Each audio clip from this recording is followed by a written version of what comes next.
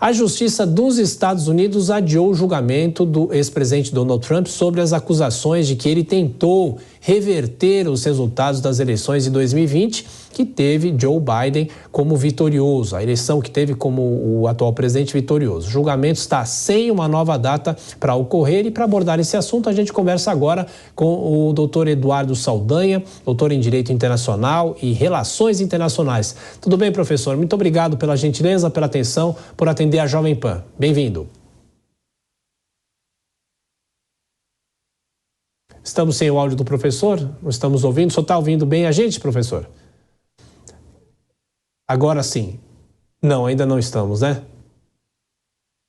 A gente vai reconectar o som. Deixa eu falar então com o Kobayashi, que é da área da justiça também. A gente vem acompanhando a situação de Donald Trump lá nos Estados Unidos. Ele tem inúmeras áreas sofrendo algumas ações, só que nesse caso específico é em relação à eleição de 2020, não é, Kobayashi? Sim, tem esses problemas todos jurídicos, judiciais do Donald Trump, mas tem um fato interessante que a gente vai, inclusive, repercutir com o professor logo mais, que é o fato dele ter maioria na Suprema Corte. Ou seja, independente de algumas condenações que podem ou não acontecer contra ele na esfera criminal, esfera administrativa, na esfera eleitoral, em algum momento essas decisões todas serão submetidas a uma revisão da Suprema Corte norte-americana, onde ele tem, de alguma maneira, um acesso muito maior, o que coloca muito medo no lado progressista, nos democratas, exatamente porque isso faz com que Donald Trump tenha, no final das contas, chances de disputar, sim, as eleições e, de acordo com muitas pesquisas, com grandes chances de vencer Joe Biden, que vem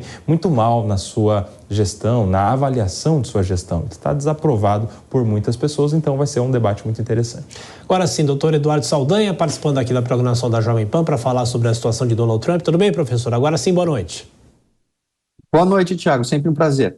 Nós que agradecemos. Bom, o Kobayashi já estava falando, o Kobayashi também é da área da justiça, entende também bem desse processo, mas eu pergunto para o senhor o seguinte: quais são as chances dele sofrer algum tipo de condenação? Isso pode tirá-lo da campanha eleitoral ou, ao contrário, aqui do Brasil, as leis dos Estados Unidos são diferentes em relação a isso, professor? Tiago, as leis nos Estados Unidos, quanto a, vamos fazer uma comparação, né, o que seria o ficha limpa aqui no Brasil, elas são bastante diferentes, né? Hoje, o que está sendo julgado, e não há problema nenhum em um candidato à presidência dos Estados Unidos ter qualquer tipo de condenação. Isso não impede, de alguma forma, que ele seja candidato e também possa ser eleito presidente dos Estados Unidos. O que impede a grande discussão nesse momento é quanto aos atos que antecederam lá a invasão ao Capitólio, né? E houve aí no distrito de Washington uma decisão no Colorado que foi pedido por 6 eleitores que envolve a possibilidade da inexigibilidade. E qual é o argumento? O argumento é que houve uma violação à 14ª emenda da Constituição dos Estados Unidos, fazendo-se uma interpretação ao artigo 3º, que coloca em risco o país inteiro, sendo que ele foi um dos arquitetos da invasão ao Capitólio, o que colocaria em risco a segurança nacional e seria até considerado traição. Entretanto, a interpretação que é vigente nos Estados Unidos vem de um caso lá do final do século XIX, onde a imunidade do candidato deve prevalecer, que é o caso Griffin, né? Portanto, se for mantida essa interpretação, que é o grande argumento dos advogados do Partido Republicano, advogar-se-á pela imunidade, vez que Donald Trump ainda era presidente dos Estados Unidos, naquele momento onde houve a invasão ao Capitólio. Portanto, nós temos aí uma discussão de interpretação constitucional, o que poderia sim tornar Donald Trump inelegível. Acredito que não ocorrerá.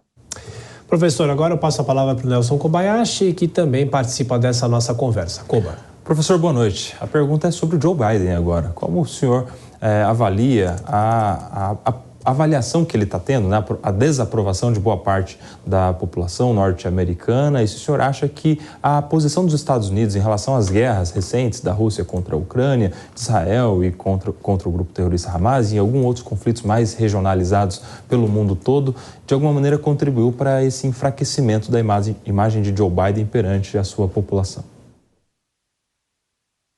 A imagem de Joe Biden está chamuscada nos Estados Unidos, seja devido à sua péssima atuação frente à economia do país e também como líder que sempre tivemos dentro dos Estados Unidos, um líder na política externa.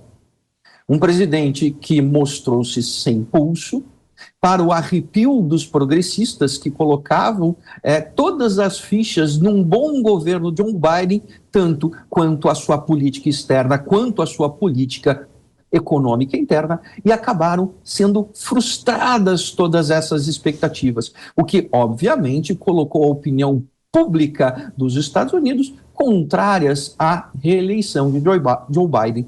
Portanto, ele tem uma imagem, hoje em dia, bastante imaculada pelo seu péssimo governo, seja na política externa, seja na política interna. E ainda foi majorado pelo seu estado de saúde e a ausência de confiança do povo dos Estados Unidos num novo governo democrata.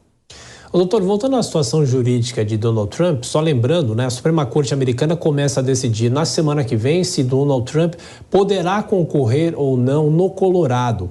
Como que essa decisão pode afetar o processo como um todo? Se os estados começarem a tomar essa decisão, impedindo que ele concorra, isso lá na frente pode redundar no quê, professor? É exatamente isso que está sendo discutido nas cortes de apelação do Distrito de Washington. Se cada estado pode retirar o nome de Donald Trump das cédulas e ele permanecer nas cédulas dos estados que permitirem a sua candidatura, o que causaria, no mínimo, uma situação bastante esquisita nos Estados Unidos, onde um presidente fará parte, que será eleito ou não no país inteiro, fará parte da cédula em uma parte do país, em outra não.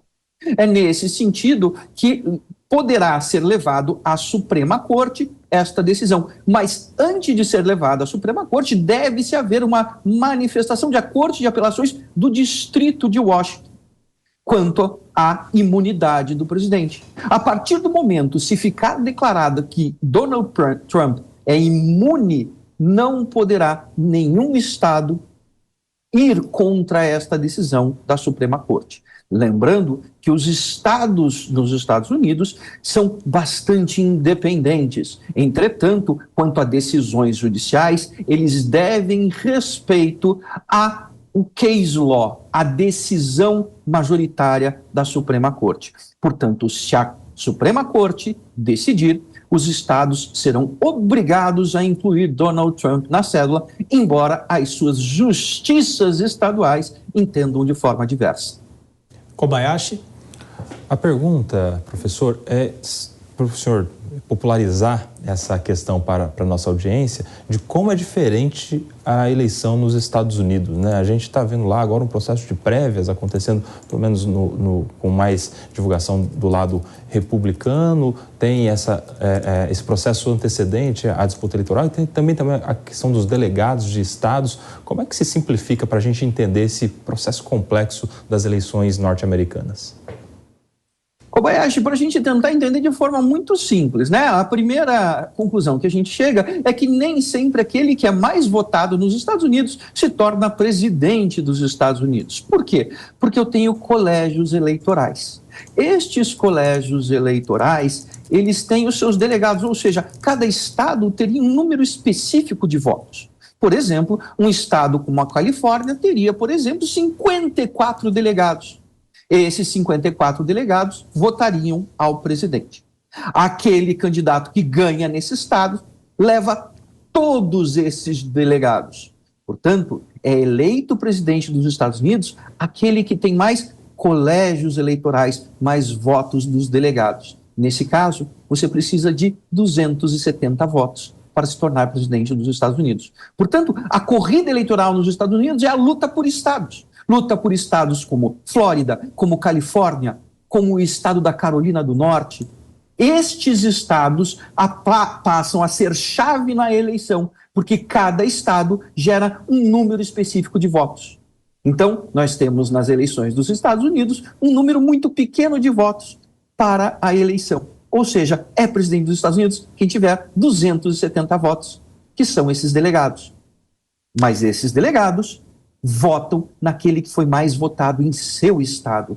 Portanto, vencer em estados significa ganhar votos dos delegados. Por isso que nos Estados Unidos briga-se muito dentro dos estados.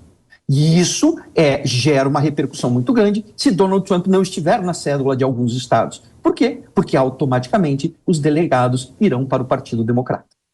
E, professor, só para a gente fechar, é possível fazer uma comparação entre os Estados Unidos em 2020 e agora, em 2024, o país que vai voltar às urnas, pelo menos do ponto de vista da população? A população talvez descontente com o atual governo, pode ser que recoloque Donald Trump, mas por mais que o ex-presidente possa vencer, pelo menos na opinião dos eleitores, ele pode perder nas mãos dos delegados também, é isso? Exatamente. Ele pode perder nos estados e perder o número de delegados necessários. O que é bastante possível. Vamos tomar, por exemplo, a Flórida, Thiago. A Flórida que teve um governo muito bom de um republicano, que foi Ron DeSantis. Provavelmente a Flórida, que é um estado muito importante no número de delegados, irá aos republicanos. Indo aos republicanos, ganha todos os delegados da Flórida. A gente não pode esquecer que os países, eles mudam, as insatisfações, elas são diversas.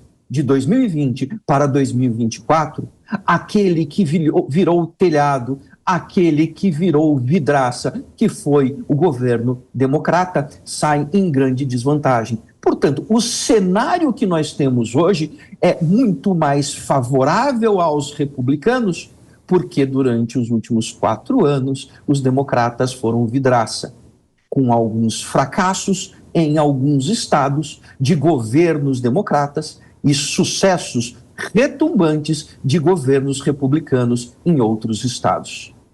Professor Eduardo Saldanha, mais uma vez, muito obrigado pela atenção, pela gentileza, doutor em Direito Internacional e Relações Internacionais também. Professor, um bom fim de semana e até a próxima. Um abraço. Até a próxima, um abraço.